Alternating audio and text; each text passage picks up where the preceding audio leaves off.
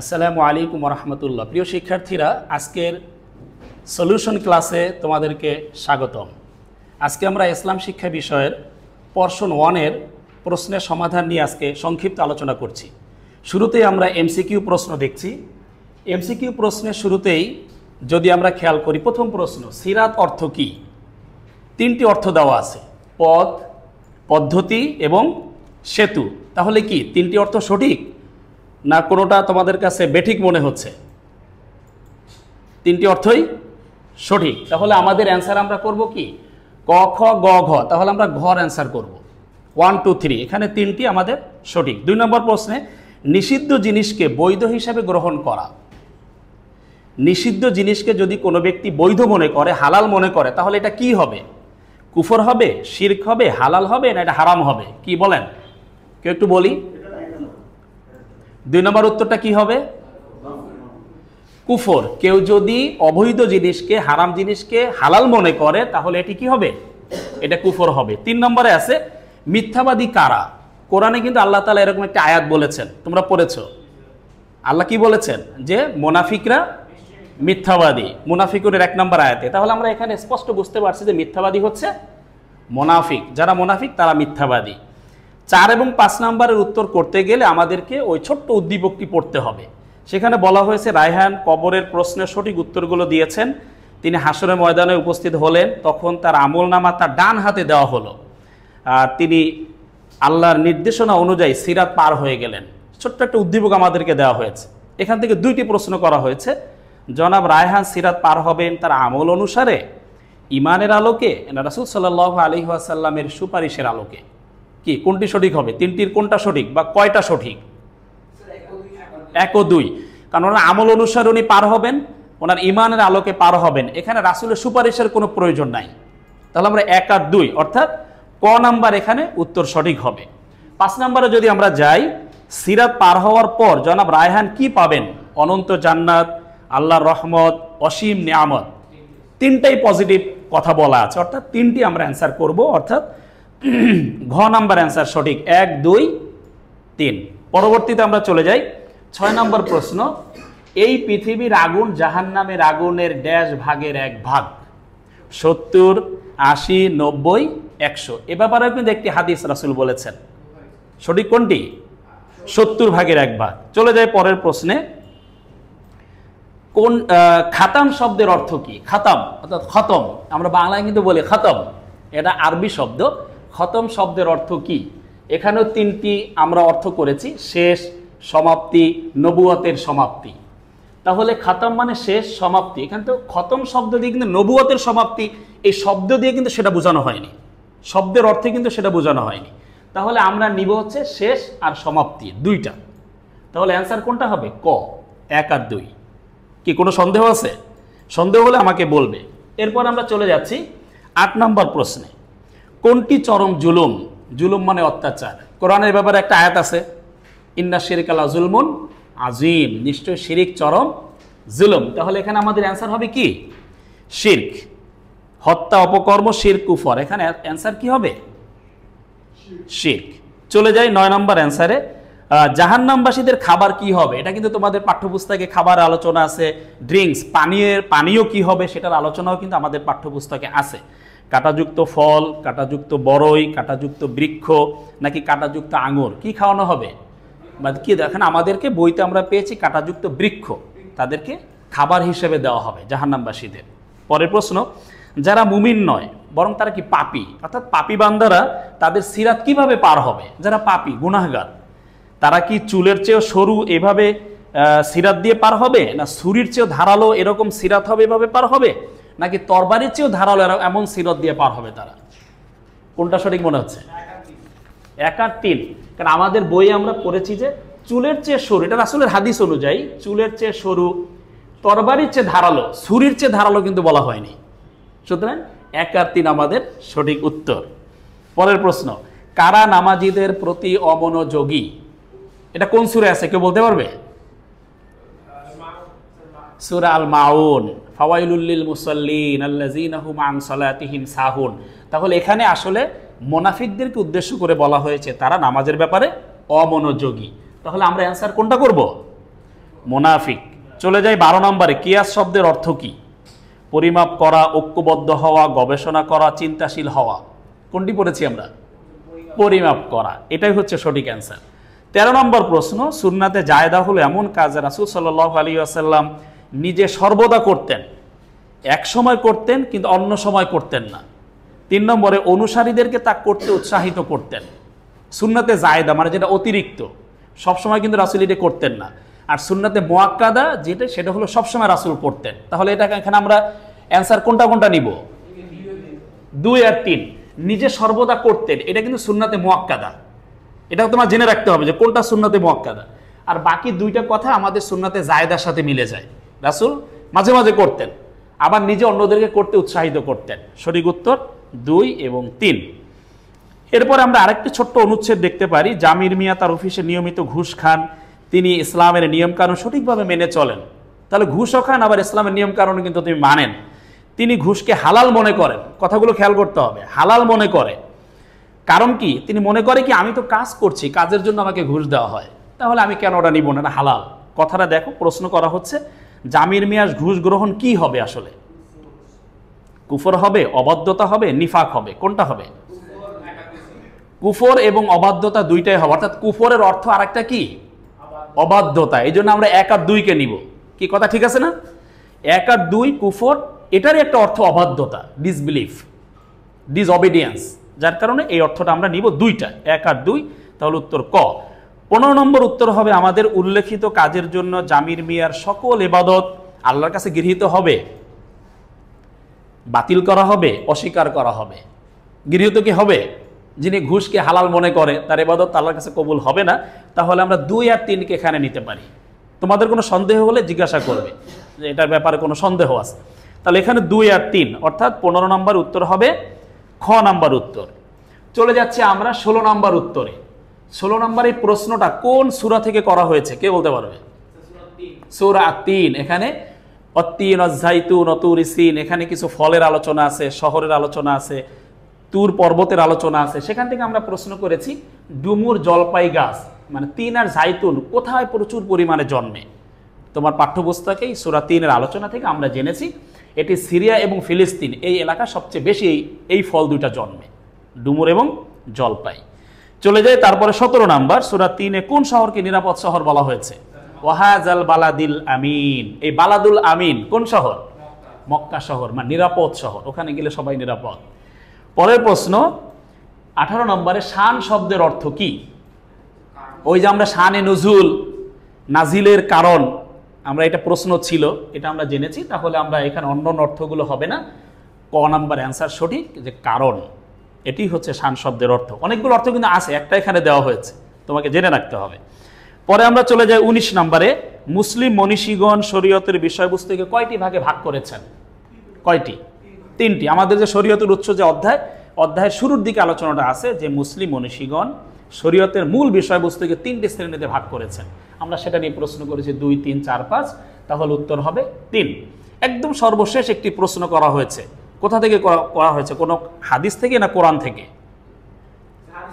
হাদিস থেকে। ছোট্ট একটি হাদিস আছে আমাদের, হাদিসটা আগে বলি। আত্তাজিরুল আমিনুস সাদুকুল মুসলিম মা শুহাদা ইয়াউমাল কিয়ামা। কিয়ামতের দিন যে সত্যবাদী, যে বিশ্বস্ত এমন ব্যবসায়ী শহীদদের সাথে থাকবে।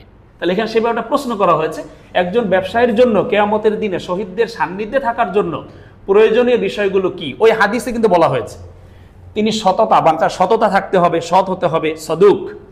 বুদ্ধিমত্তার কথা ওখানে বলা হয়নি, বুদ্ধিমত্তার কিন্তু ওখানে বলেনি। 3 নাম্বার বিশ্বস্ততা, তার বিশ্বস্ততা হতে হবে। আমিন, আমিন মানে বিশ্বস্ত। তাহলে আমিন আর সদুক 2টা গুণাবলী ওই হাদিসে বলা হয়েছে, ওখানে কিন্তু বুদ্ধিমত্তার কথা বলা হয়নি, আকলের কথা বলে নেই। সুতরাং আমরা উত্তর নিব সততা এবং বিশ্বস্ততা, অর্থাৎ খ নাম্বার 1 আর 3। এটি হচ্ছে হাদিসের আলোকে আমাদের সঠিক উত্তর। এই হচ্ছে আমাদের এমসিকিউ প্রশ্নের সমাধান 20টি আমরা জেনে নিলাম। আশা করছি তোমরা সুন্দরভাবে বুঝতে পেরেছ। আর একটু ভালোভাবে যদি প্রস্তুতি নাও, ভালোভাবে একটু ডিপলি বই ধরে ধরে পড়ো বিভিন্ন বিষয়, তাহলে আশা করি এমসিকিউতে ভালো করতে পারবে ইনশাআল্লাহ। সকলকে ধন্যবাদ। এবার আমরা চলে যাচ্ছি আমাদের দ্বিতীয় পর্ব, অর্থাৎ আমাদের সৃজনশীল প্রশ্নে। সৃজনশীল আমরা 2টা প্রশ্ন করেছি। এটা নিয়ে আমরা এখন সংক্ষেপে কিছু কথা বলবো তোমাদের সাথে। প্রথমে যে উদ্দীপকটা আমরা দেখছি সেখানে আমরা উদ্দীপকটা পড়েছি, অর্থাৎ আমি প্রথমে যে কথাটি বলে নিব সেটি হলো যে উদ্দীপকটি ভালো করে পড়তে হবে, উদ্দীপকটি তোমাকে ভালো করে বুঝতে হবে, ওখানে কোন বিষয়ে আলোচনা করা হয়েছে সেই আলোচনাটি ভালো করে ধরে নিতে হবে। তুমি যদি বিষয়টা বুঝতে পারো তাহলে তোমার উত্তর দেওয়া সহজ হয়ে যাবে। আমরা প্রথমে যে উদ্দীপকটা দেখেছি, জমিরুদ্দিন নামে একজন ব্যক্তি, তিনি তার ছেলের ডেঙ্গু হয়েছে, এই রোগাক্রান্ত হওয়ার কারণে যদি সে আল্লাহর কাছে সাহায্য চাবে, আল্লাহর কাছে নিরাপত্তা চাবে বা তার নিরাময় চাবে, কিন্তু সেটা না করে তিনি তার পীরের নামে ছাগল উৎসর্গ করলেন, পীরের দরবারে গেলেন যে আমি ছাগল দান করলাম, দিলাম, জবাই করে খাওয়াই দিলাম, আমার ছেলে যেন সুস্থ হয়ে যায়। এই পীরের দরবারে গেলে বা পীরের মাধ্যমে কি এটা সঠিক সমাধান পাবে বা সুস্থ হবে? এই বিশ্বাস কি মুসলিম করতে পারে? পারে না। সেই কথাটা এখানে বলা হয়েছে। তিনি তার ছেলের আরোগ্যের জন্য সাহায্য কামনা করেছেন, এটা একটা ঘটনা এখানে। তাহলে এই ছোট্ট প্রথম অংশটা দিয়ে আমরা কি বুঝলাম, কিসের আলোচনা করা হয়েছে বা কি বোঝানো হচ্ছে? উনি আল্লাহকে বাদ দিয়ে অন্য জায়গায় গিয়ে তিনি সাহায্য কামনা করছেন। আল্লাহর সাথে অন্য কাউকে যদি সমকক্ষ মনে করা হয় বা তাকে অ্যাবাউট করে যদি অন্য কারোর কাছে সাহায্য চাওয়া হয়, তাহলে সেটাকে আমরা কি বলি? শিরক বলি। তাহলে আমরা শিরকের কথা বুঝতে পারছি। দ্বিতীয় অংশে একটা কথা আছে, জমিরুদ্দিনের প্রতিবেশী সাঈদ তার বন্ধু ব্যবসায়ী আরিফের কাছ থেকে 2 মাসের মধ্যে টাকা ফেরত দেওয়ার শর্তে তিনি এখানে কি করেছিলেন? 5,000 টাকা ধার নিয়েছিলেন। হ্যাঁ, ধার নিয়েছিলেন। সে বিষয়টি ধার নেওয়ার পরে তিনি সামর্থ্য সত্ত্বেও কিন্তু টাকা পরিশোধ করে নাই সময় মতো। তার মানে তিনি তার ওয়াদা রক্ষা করতে পারে নাই। সে কথাগুলি কিন্তু আমরা এখানে বলে দিয়েছি। তো এইটা হচ্ছে আমাদের মূল, আমি উদ্দীপক নিয়ে কথা বলছি। তো দ্বিতীয় অংশে আমরা পেয়েছি যে ওয়াদা রক্ষা করে নাই। যিনি ওয়াদা রক্ষা করে না তিনি কি? মুনাফিক। মুনাফিক অর্থাৎ নিফাক প্রকাশিত হয়েছে। তাহলে আমরা এখন অ্যান্সারে চলে যাচ্ছি। প্রথম অ্যান্সার ছিল রিসালাত কি। আমি এখানে তোমাদের মধ্যে দেখেছি কেউ কেউ রিসালাত শব্দের অর্থ লিখেছে শুধুমাত্র, কিন্তু যখন বলা হবে রিসালাত কি, রিসালাত কাকে বলে, রিসালাত বলতে কি বোঝো, এরকম প্রশ্ন যখন করা হয় তখন রিসালাতের সংজ্ঞাটা লিখতে হবে। যদি বলে রিসালাত শব্দের অর্থ কি, তখন আমরা শব্দের অর্থ লিখব। কি বুঝতে পেরেছি? আমরা এখানে সংজ্ঞাটা লিখব। সেই সংজ্ঞাটা আমরা এখানে দিয়েছি, মানব জাতির কাছে সর্বশক্তিমান আল্লাহর পবিত্র বাণী পৌঁছে দেওয়ার দায়িত্বকে রিসালাত বলে। আল্লাহর পক্ষ থেকে যে বাণী রাসূলের কাছে এসেছে সেটা মানুষের কাছে পৌঁছে দেওয়াকে কি বলে? রিসালাত বলে। 2 নম্বর আমাদের একটা প্রশ্ন ছিল, 2 নম্বরের, যে তাকদীরের উপর বিশ্বাস রাখা কেন আবশ্যক? তাকদীর, তাকদীর মানে কি? ভাগ্য। ছোট্ট করে তোমাকে কয়েকটা লাইনের মধ্যে এটা লিখতে হবে, ছোট্ট করে বুঝাই দিতে হবে। তাকদীর মানে ভাগ্য, ভালো মন্দ সব কিছু আল্লাহর পক্ষ থেকে হয়। আমাদের যখন ভালো হবে তখন আমরা যেমন খুশি হই, আবার যখন আমরা ব্যর্থ হই কোনো কাজে তখন আমরা কিন্তু অসন্তুষ্ট হই। তাহলে এইসব জায়গাগুলোতে যখন আমরা ব্যর্থ হয়ে যাব তখনও কিন্তু আমরা আল্লাহর উপর ভরসা হারানো যাবে না, আল্লাহর উপর সন্তুষ্ট থাকতে হবে। খুশিতেও সন্তুষ্ট থাকতে হবে, আমরা কোনো বিপদ আপদে পড়লে তখনও সন্তুষ্ট থাকতে হবে। এটাই তাকদীর, কারণ সব কিছু আল্লাহর পক্ষ থেকে হয়। সেই কথাগুলো আমরা ছোট্ট করে এই উত্তর তোমাদেরকে দিয়ে দিয়েছি। তোমরা সঠিক লিখেছো, অনেকে সুন্দর করে গুছিয়ে, আমি দেখেছি যে অনেকেই ভালোভাবেই এই অ্যান্সারটা করেছে। আমরা যদি 3 নম্বরে যাই, যেটা বলেছিলাম যে জমিরুদ্দিন যে কাজগুলো করেছিলেন, পীরের দরবারে গিয়েছিলেন, সেটি তার মধ্যে কি প্রতিফলিত হয়েছিল? প্রশ্ন করা হয়েছে জমিরুদ্দিনের কার্যকলাপে কি প্রতিফলিত হয়েছে? কি প্রতিফলিত হয়েছে? শিরক আমরা দেখেছি। তাহলে শিরক নিয়ে আমরা আলোচনা করেছি। শিরক শব্দের অর্থ কি? অংশীদার সাব্যস্ত করা, মানে আল্লাহর সাথে অন্য কাউকে সমকক্ষ মনে করা, এটাকে আমরা শিরক বলে থাকি। এ ব্যাপারে কিন্তু আল্লাহ তাআলা কোরআনে বলেছেন ইন্না শিরকা লাযুলমুন আযীম, যে শিরক হচ্ছে চরম জুলুম। শিরক করা কি? এটা একটা জুলুম কাজ, অত্যাচার। এই শিরকের ব্যাপারে মানে প্রচণ্ডভাবে আল্লাহ তাআলা মারাত্মকভাবে জোরালোভাবে এই শিরকের গুনাহ যে ক্ষমা করবেন না সেটা জোরালোভাবে কোরআনে বলেছেন যে ইন্নাল্লাহা লা ইয়াগফিরু আইয়ুশরাকা বিহি ওয়া ইয়াগফিরু মা দুনা যালিকা লিমান ইয়াশা, যে নিশ্চয়ই আল্লাহ শিরকের গুনাহ ক্ষমা করবেন না, অন্য যে কোনো গুনাহ ক্ষমা করবেন। তাহলে সেই ব্যাপারে একটি আয়াতও কিন্তু আমরা এই উত্তরের মধ্যে দিয়ে দিয়েছি। এবার ফাইনালি আমরা আল্লাহ যে ক্ষমাশীল, আল্লাহ যে পালনকর্তা, উপাস্য, সে বিষয়গুলো বলেছি। আল্লাহর জন্য আমাদের সবসময় সব কিছু করা দরকার, আল্লাহর কাছে আমাদের সাহায্য চাওয়া দরকার, আল্লাহকে বাদ দিয়ে অন্য কারো কিছু করা যাবে না। এই বিষয়টি মিলিয়ে সুন্দর করে গুছিয়ে তোমাকে শিরকের বিষয়টা বলতে হবে, লিখতে হবে। কোটেশন দিয়ে না, আমি যেটা বলবো সেটা হলো তোমাদের মধ্যে অনেকে লিখেছে কোরআন হাদিসের কোনো রেফারেন্স নাই, ইসলাম শিক্ষার উত্তর লিখতে গেলে অবশ্যই কোরআন হাদিসের রেফারেন্স দিতে হবে। দলিল, আমি দলিলও বলে থাকি। দলিল মানে কি? প্রমাণ, মানে কোরআনের প্রমাণ দিতে হবে। যদি হাদিস তুমি জানো, হাদিসের প্রমাণ দিতে হবে। তুমি লিখবে, চরিত্রটা উত্থাপন করবে, সাথে সাথে কি কোরআন হাদিসের দলিল রেফারেন্স দিয়ে দিয়ে তুমি মিলিয়ে লিখবে, তাহলে তোমার বিষয়টা সুন্দর হবে। এই হচ্ছে আমাদের শিরকের আলোচনা। চলে যাচ্ছে আমরা শেষের প্রশ্নে। শেষের প্রশ্নে আমরা দেখেছি যে সাঈদের চরিত্রে কি প্রতিফলিত হয়েছে। ওই যে টাকা দিল না সময় মতো, তাহলে তার চরিত্রে কি প্রতিফলিত হয়েছে? নিফাক, মানে কথা দিয়ে কথা রাখে নাই। তাহলে মুনাফিক, এখানে আমরা সেটা বিষয় বলেছি, ভণ্ডামি, কপটতা, দ্বিমুখী ভাব, প্রতারণা, ধোঁকাবাজি, এই অর্থগুলো আমরা এখানে দিয়েছি। বা নিফাক কাকে বলে? তারা কি করে? অন্তরে অবিশ্বাস করে আর বাইরে কি করে? বিশ্বাস দেখায়। মানে বাইরে আমরা সব ঠিক আছি, কিন্তু অন্তরের ভিতরে কিন্তু সঠিক নাই। এটাই হচ্ছে নিফাক, এটাই হচ্ছে মুনাফিকের চরিত্র। সে বিশ্বাস সূত্র করে বলেই তারপরে কিন্তু আমরা মুনাফিকদের ব্যাপারে আল্লাহ তাআলার একটা বাণী দিয়েছি, যে আল্লাহ তাআলা মুনাফিকদের ব্যাপারে বলেছেন, আল্লাহু ইয়াশহাদু ইন্নাল মুনাফিকিনা লাকাযিবুন, যে মুনাফিকরা কি? মিথ্যাবাদী। সে কথা সূরা মুনাফিকুনের 1 নম্বর আয়াতে বলা হয়েছে। আরও একটি আয়াত আমরা এখানে দিয়েছি যে নিশ্চয়ই মুনাফিকদের স্থান কোথায় হবে? জাহান্নামের সর্বনিম্ন স্তরে হবে। মানে মুনাফিকদের পরিণতি কি হবে সে ব্যাপারে কিন্তু একটি কোরআনের আয়াত এখানে দেওয়া হয়েছে। তাহলে এভাবে যদি আমরা মুনাফিক অর্থাৎ নিফাক কাকে বলে এই ব্যক্তির চরিত্র নিয়ে লিখতে লিখতে আমরা যদি কোরআনের আয়াত রেফারেন্স দিয়ে যদি একটু গুছিয়ে লিখতে পারি, তাহলে আমার লেখাটা সুন্দর হলো এবং আমি ভালো নম্বর পাবো বলে আশা করছি। আশা করি তোমরা এভাবে কোরআনের আয়াত দিয়ে মিলিয়ে মিলিয়ে তোমরা ব্যাখ্যাটা করবে এবং শেষ করবে লেখাটা। এভাবে করে আমরা প্রথম উদ্দীপকটা শেষ করতে পারি, যে আমরা সাঈদের চরিত্রে যে নেফাক প্রতিফলিত হয়েছে সেই বিষয়টা দিয়েই আমাদের এই উদ্দীপকটি শেষ হয়েছে। তাহলে আমরা এখন চলে যাচ্ছি দ্বিতীয় উদ্দীপকে। দ্বিতীয় উদ্দীপকটা আর একটা গুরুত্বপূর্ণ বিষয় নিয়ে আলোচনা করা হয়েছিল, যেখানে আব্দুল আজিজ এবং আব্দুর রহমান এরা বিশ্ববিদ্যালয়ের ছাত্র। বর্তমান সময় উদ্ভূত সমস্যার সমাধান নিয়ে তারা আলোচনা করছিলেন। আব্দুল আজিজ মতামত দেন, যদি আল কোরআন ও হাদিসে কোনো সমস্যার উপযুক্ত সমাধান না পাওয়া যায়, তাহলে আলেমরা তাদের পারস্পরিক পরামর্শ এবং সর্বসম্মত ঐক্যমত্যের ভিত্তিতে সিদ্ধান্ত দিবেন। হ্যাঁ, তার মতামত শুনে আব্দুর রহমান বললেন, যদিও সে ব্যর্থ হয়, তাহলে আল কোরআন ও হাদিসের আলোকে চিন্তাভাবনা প্রতিফলনের মাধ্যমে সিদ্ধান্ত নেওয়া হবে, কারণ ইসলাম একটি বৈজ্ঞানিক গতিশীল জীবন ব্যবস্থা। ইসলাম বর্তমানে বিশ্বায়নের সমস্যাগুলো চূড়ান্ত সমাধান করে থাকে। তাহলে এখানে আমার মনে হয় তোমাদের কাছে দুইটি বিষয় পরিষ্কার হয়েছে। আমরা জানি যে ইসলামের উৎস কয়টি বা শরীয়তের উৎস কয়টি? 4টি, কোরআন, হাদিস, ইজমা, কিয়াস। যদি আমরা সরাসরি কোরআনে কোনো বিষয় আমরা না পাই, তাহলে আমরা চলে যাব হাদিসে। যদি আমরা হাদিসে সরাসরি কোনো কিছু উদ্ভাবন না করতে পারি, তাহলে তৃতীয় যে উৎস আমাদের রয়েছে সেটি হলো ইজমা। এটা থেকে যদি আমরা সমাধান খুঁজে না পাই, তাহলে চতুর্থ উৎসে আমরা কিয়াসে চলে যাব। এই দুইটি বিষয় নিয়েই কিন্তু এখানে আমাদের আলোচনা আছে। দুইটা বিষয়, ইজমা এবং কিয়াস, এই দুইটি বিষয় আমরা উদ্দীপকের মধ্যে পেয়ে থাকি। তো এখান থেকে প্রথম প্রশ্ন করা হয়েছে, শানে নুজুল কাকে বলা হয়? এটা আমরা বুঝি তো নাকি? শানে নুজুল মানে নাজিলের কারণ। কোরআনের কোনো সূরা বা কোরআনের কোনো আয়াত কোন প্রেক্ষাপটে নাজিল হয়েছিল, যে প্রেক্ষাপটে নাজিল হয়েছিল ওই প্রেক্ষাপটকে আমরা শানে নুজুল বলে থাকি। শেষ। আমরা যদি খ নম্বরে যাই, মানব জীবনে হালালের প্রভাব বর্ণনা করো। হালাল মানে বৈধ। মানুষ যদি হালাল খাবার খায়, হালাল কাজ করে, ভালো কাজ করে, তাহলে সে তার ফলাফলটা সেভাবে পাবে। তার শরীর, স্বাস্থ্য, মন, মানসিকতা সব কিছু ঠিক থাকবে। সুন্দরভাবে সে সতেজতা নিয়ে, উৎফুল্ল মনোভাব নিয়ে সব কিছু কাজ করতে পারবে। হালালের প্রভাব তার রয়েছে এবং হালালের রেওয়ার্ড আছে, হালালের কি আছে?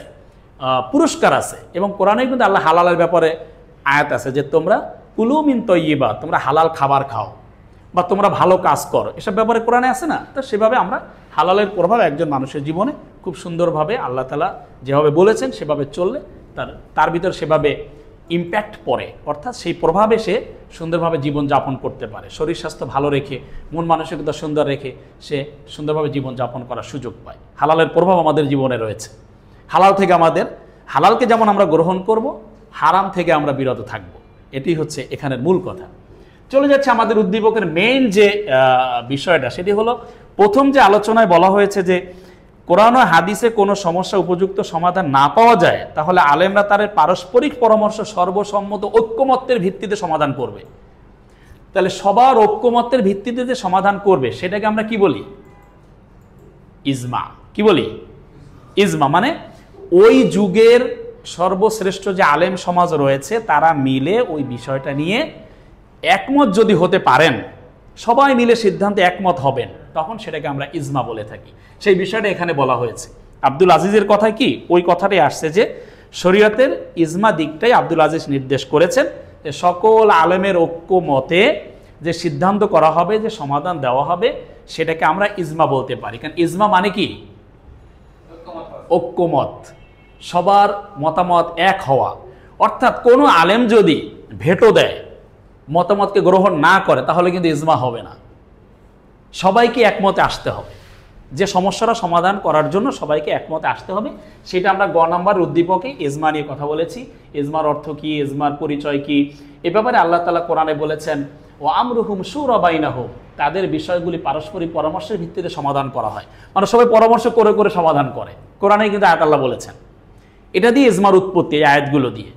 এভাবে করে আমরা কোরআনে যদি খুঁজতে যাই, কোরআনে পেল না, তারপরে যদি হাদিসে যায়, হাদিস থেকে উদ্ভাবন করতে পারলো না, পরবর্তীতে এই ইজমায় তারা চলে আসতে হবে। দেখো ইজমার ব্যাপারে অর্থাৎ আলেমরা যে একমত হবে বা সেটা গ্রহণযোগ্য কিনা সে ব্যাপারেও কিন্তু একটি হাদিস রাসূল বলেছেন, মা রাহুল মুসলিমুন হাসানান ফাহুয়া ইনদাল্লাহি হাসান। মুসলমানরা যা ভালো মনে করে তা আল্লাহর নিকট ভালো। তারপর সবাই মিলে যদি ঐক্যমত পোষণ করে, পজিটিভ চিন্তা করে, ইতিবাচক চিন্তা করে, তাহলে সেটা আল্লাহর কাছেও ভালো, সঠিক বলে মনে হবে। এই জন্য ইজমার ব্যাপারে এখানে আমরা সঠিকভাবে ব্যাখ্যা করেছি এবং কমপক্ষে আমরা কয়টি দিয়েছি? 2টি রেফারেন্স কিন্তু এখানে আমরা দিয়েছি। তোমার বইয়ে কিন্তু আরও রেফারেন্স আছে, তুমি দিতে পারো, রেফারেন্স দিয়ে আমরা লিখব। সর্বশেষ যদি আমরা চলে যাই ঘ নাম্বারে, এখানে কিন্তু কি বলেছিল? আব্দুর রহমান বলেছিল যে যদি এই সকলের ঐক্যমত্য না হয়, এটা যদি ব্যর্থ হয়, তাহলে কোরআন হাদিসের আলোকে চিন্তা ভাবনা প্রতিফলনের মাধ্যমে সিদ্ধান্ত নেওয়া হবে। তার মানে কি? চিন্তা ভাবনা করে সমাধান দিতে হবে। তাহলে এখানে আমরা কোন উৎসকে খুঁজে পেয়েছি? কিয়াসকে খুঁজে পেয়েছি। কিয়াস মানে কি? ধারণা। কিয়াস মানে কি? তুলনা করা, তুলনা করে কোনো সমাধান দেওয়া। অর্থাৎ ওই সমাজের যে ইসলামিক স্কলার যারা রয়েছে, যারা মুস্তাহিদ রয়েছে, গবেষক যারা রয়েছে, তারা সবাই মিলে তাদের চিন্তা ভাবনা অনুযায়ী কোরআন হাদিসের আলোকে সমাধানটা দিবে। কোরআন হাদিসের বিরোধী কিন্তু কিয়াস হতে পারবে না। কিয়াস কখনো কোরআন হাদিসের বিরুদ্ধে যেতে পারবে না। কোরআন হাদিসের আলোকে চিন্তা ভাবনা করে তাদের জ্ঞানের আলোকে তারা একটা ফাইনাল সিদ্ধান্তে আসবে, যে সিদ্ধান্তের মধ্য দিয়ে তারা ওই বিষয়টা সমাধান দিবে। অর্থাৎ আমাদের এই যুগে যদি কোনো নতুন কোনো বিষয়ের সমাধান করতে হয়, নতুন করে জটিলতা সৃষ্টি হয়, সেটা সমাধান দিতে হয়, তিনি কোরআন হাদিসের আলোকে চিন্তা ভাবনা করে যে সমাধানটা তার কাছে উপযুক্ত মনে হবে সেই সমাধানটাই তিনি দিবেন। এটাই হচ্ছে কিয়াস, তুলনা করা। যেমন ছোট্ট করে একটা উদাহরণ যদি আমরা দেই, মদ হারাম, কুল্লু মুস্কিরিন খামরুন হারামুন। রাসূল বলেছেন যেটা নেশা তৈরি করে ওটাই হচ্ছে মদ, ওটা হারাম। বর্তমানে যদি আমরা ইয়াবার দিকে তাকাই, ইয়াবা খেলে নেশা তৈরি হয়। রাসূল বলেছেন যে মদ কি? যেটা নেশা তৈরি করে। ইয়াবা যদি নেশা তৈরি করে তাহলে ওই গুণটা কিন্তু ওর মধ্যে পাওয়া গেছে, তাহলে ইয়াবাও হারাম। ইয়াবার নাম তো আর হাদিসে পাওয়া যাবে না। এখন আজকালকার যিনি ইসলামিক স্কলার মুস্তাহিদ, তিনি এইভাবে চিন্তা ভাবনা করে তিনি সমাধান দিবেন, যেটার মধ্যে সে নেশা পাওয়া যাচ্ছে, নেশা তৈরি হয়। তাহলে মদের ব্যাপারে বলা হয়েছে হারাম, তাহলে ইয়াবাও হারাম হবে, কারণ এটার মধ্যে নেশা তৈরি হয়। রাসূল এভাবে হাদিস বলেছেন। এভাবে তুলনা করে চিন্তা ভাবনা করে কোরআন হাদিসের আলোকে বর্তমান সমাজের মুস্তাহিদরা, গবেষকরা তারা সমাধান দিবেন। এটি হচ্ছে কিয়াস। সেই ব্যাপারে কিন্তু সুন্দর করে আমরা এখানে কিছু কথাবার্তা বলেছি। এটি হচ্ছে আমাদের দ্বিতীয় উদ্দীপকের সংক্ষিপ্ত কিছু কথাবার্তা পরিষ্কার করেছি আমরা। ইনশাআল্লাহ আশা করি তোমরা বুঝতে পেরেছো। আমরা চলে যাচ্ছি ছোট্ট করে, 5টি ছোট প্রশ্ন ছিল আমাদের। এই ছোট প্রশ্নগুলো খুবই সহজভাবে ছিল, আশা করি তোমরা বুঝতে পেরেছো। এবং আমি তোমাদের লেখাগুলো দেখেছি, লেখাগুলো ভালো হয়েছে, অনেকে বুঝে বুঝেই লিখেছে। প্রথম প্রশ্নটা যদি আমরা দেখি, আখিরাতের প্রতি বিশ্বাস মানুষকে সৎকর্ম উদ্বুদ্ধ করে, কি সঠিক কিনা? এটা পক্ষে না বিপক্ষে? আমরা পক্ষে। আখিরাতে যদি আমরা বিশ্বাস করি তাহলে আমরা সৎ কাজে উদ্বুদ্ধ হই। আমরা এটা মনে করি যে আমাকে জবাবদিহি করতে হবে, আমি যদি খারাপ কাজ করি তার জবাব দিতে হবে, আমি ভালো কাজ করলে তার বিনিময় পাবো। সব মিলে আমরা যদি আখিরাতকে বিশ্বাস করি তাহলে অবশ্যই আমরা ভালো কাজে উদ্বুদ্ধ হই, ভালো কাজ করতে আমরা উৎসাহিত হই, সঠিক। 2 নম্বরে যদি আমরা যাই, মুহাম্মদ সাল্লাল্লাহু আলাইহি ওয়াসাল্লামকে খাতামুন নাবিয়িন বলা হয় কেন? ব্যাখ্যা করো। আমরা জানি রাসূল নিজেই বলেছেন আনা খাতামুন নাবিয়্যিন লা নাবিয়্যা বাদি, আমি হচ্ছে শেষ নবী, আমার পর আর কোনো নবী আসবে না। তাহলে এটা রাসূল ঘোষণা করেছেন এবং আল্লাহ তাআলাও কোরআনে বলেছেন খাতামান নাবিয়্যিন, তিনি হচ্ছে নবীদের শেষ। তাহলে মুহাম্মদ সাল্লাল্লাহু আলাইহি ওয়াসাল্লাম হচ্ছেন সর্বশেষ নবী, তারপর আর কোনো নবী আসবে না, বিদায় খাতামুন নাবিয়্যিন হচ্ছে মুহাম্মদ সাল্লাল্লাহু আলাইহি ওয়াসাল্লাম। 3 নম্বর প্রশ্নে আমরা যদি যাই, এখানে আমাদের আছে মুনাফিকরা ইসলাম ও মুসলমানদের জন্য ক্ষতিকর কেন, ব্যাখ্যা কর। মুনাফিক, আমরা আগেও কিছু কথা বলেছি মুনাফিকদের নিয়ে। মুনাফিকরা ভিতরে একরকম, বাহিরে আর এক রকম। মুনাফিকরা মুসলমানদের চরম শত্রু, তারা ভিতরে ভিতরে মুসলমানদের ক্ষতি করার চেষ্টা করে, প্রকাশ্যে তারা বলে যে আমরা মুসলমানদের সাথে আছি। মুসলমানদের গোপন কথাবার্তাগুলো অন্যের কাছে প্রকাশ করে দেয়, যেটা রাসূলের যুগে মুনাফিকরা এই কাজগুলো করেছে। সুতরাং মুনাফিকরা মুসলমানদের চরম শত্রু, তারা মুসলমানদের ক্ষতি করার জন্য সব সময় প্ল্যান করে থাকে। এখানে শত্রু করে সেটি বলা আছে। তারপর আমরা চলে যাই গ নম্বরে, শরীয়ত বলতে তুমি কি বোঝো, ব্যাখ্যা করো। শরীয়ত, শরীয়ত শব্দের অর্থ পথ, রাস্তা, পন্থা, জীবন বিধান, জীবন পদ্ধতি, অর্থাৎ ইসলামী শরীয়তের বিভিন্ন নিয়ম কানুন, যেগুলোকে চলার মধ্য দিয়ে একজন মানুষ, যেগুলো অনুসরণ করার মধ্য দিয়ে মানুষ তার গন্তব্যে পৌঁছাতে পারে। আমাদের গন্তব্য কোথায়? জান্নাত। আমাদের গন্তব্য সঠিক রাস্তায় যাওয়া। তাহলে আমরা যদি ইসলামের সঠিক নিয়ম কানুন, সিস্টেম, পদ্ধতি ফলো করে যদি আমরা সামনে এগিয়ে যাই, সেটি হচ্ছে আমাদের শরীয়তকে ফলো করা। তা শরীয়ত বলতে আমরা কি বুঝি? শরীয়ত হচ্ছে মানুষের জীবন চলার পদ্ধতি, শরীয়ত হচ্ছে ইসলামের নিয়ম কানুন, শরীয়ত হচ্ছে ইসলামের জীবন পদ্ধতি। এই পদ্ধতিগুলোই হচ্ছে আমাদের শরীয়ত, যেগুলো অনুসরণ করে আমরা আমাদের জীবন পরিচালনা করব। এটি হচ্ছে আমাদের ঘ নাম্বার। সর্বশেষ ছোট্ট একটা প্রশ্ন সুন্দর করে করা হয়েছে, কে বলতে পারবে এটাকে একটা কোথা থেকে আমরা নিয়েছি প্রশ্নটা? বুখারী শরীফের প্রথম হাদিস। সবাই আমরা জানি ইন্নামাল আমালু বিন্নিয়াত, সকল কাজ নিয়তের উপরে নির্ভরশীল। সেটি দিয়ে আমরা প্রশ্ন করেছি কাজের নিয়তের বিশুদ্ধতা কেন প্রয়োজন। আমরা যদি যে কোনো কাজ করতে যাব, ইসলামের আলোকে বলা হচ্ছে যে কাজটা করার আগে আমার নিয়ত কি হতে হবে? পরিশুদ্ধ হতে হবে, শুদ্ধ হতে হবে, সহি হতে হবে। সহি যদি না হয়, পরিশুদ্ধ না হয়, তাহলে আমার আলটিমেটলি আমি আমার রেওয়ার্ড পাবো না, পুরস্কার পাবো না। আমার নিয়ত যদি সঠিক হয় তাহলে আমি এর একটা পুরস্কার পাবো, আর নিয়তে যদি খারাপ হয় তাহলে ভালো কাজ করলে কোনো লাভ নাই। নিয়তটা সঠিক হইতে হবে, সঠিকভাবে নিয়ত পরিশুদ্ধ হতে হবে, তাহলে আমার কাজটা সুন্দর হবে, আমি তার ফলাফল পেয়ে যাব। এই জন্য যে কোনো কাজ করার পূর্বে নিয়ত পরিশুদ্ধ হতে হবে। তাহলে এই হচ্ছে আমাদের সংক্ষিপ্ত 5টি প্রশ্ন। আশা করি তোমরা বুঝতে পেরেছ। আমরা সংক্ষেপে আমাদের প্রশ্ন নিয়ে সমাধান করেছি, আলোচনা করেছি সংক্ষিপ্ত। আশা করি তোমাদের কাছে সহজ হয়েছে এবং আমি বলবো যে তোমরা কোরআনের রেফারেন্স দিয়ে, হাদিসের রেফারেন্স দিয়ে উত্তরগুলো লিখবে, তাহলে তোমরা ভালো নম্বর পাবে। আশা করি তোমরা বুঝতে পেরেছ। ইনশাআল্লাহ আবার পরবর্তী কোনো ক্লাসে দেখা হবে। আজকের মতো এখানে আমরা শেষ করছি। আসসালামু আলাইকুম ওয়া রাহমাতুল্লাহি ওয়া বারাকাতুহু।